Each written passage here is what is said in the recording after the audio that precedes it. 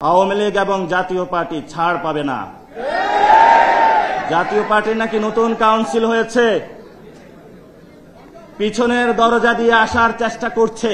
জামায়াত ইসলামী আন্দোলন থেকে শুরু করে যারা আমরা হাসিনার বিরুদ্ধে তীব্র প্রতিরোধ আন্দোলন গড়ে তুলেছিলাম, ভবিষ্যতে মাঠে গ্রামে গঞ্জে যুবশক্তি কেউ যদি আপনাদের কটু কথা বলে, আমাদের এই সব বন্ধুদেরকে আপনারা সালাম জানাবেন।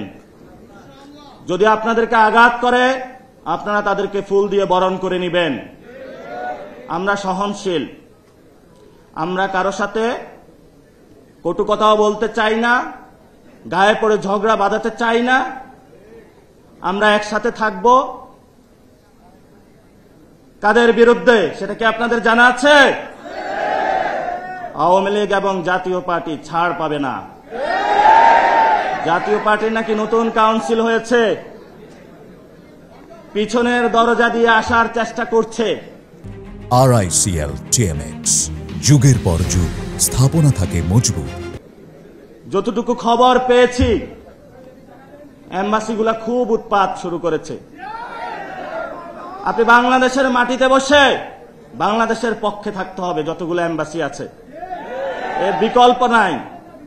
বিকল্প অনেক সৃষ্টি করেছিলেন, লাভ হয় নাই, ভবিষ্যতেও লাভ হবে না। কারণ আমরা এখনো জীবিত আছি। যদি কোনো কিছু লাভ করতে হয় বাংলাদেশের উপর দিয়ে, সেটা আমাদের জীবনের উপর দিয়ে করতে হবে। সেই জীবন দিতে সবাই প্রস্তুত আছে। ইনকিলাব জিন্দাবাদ।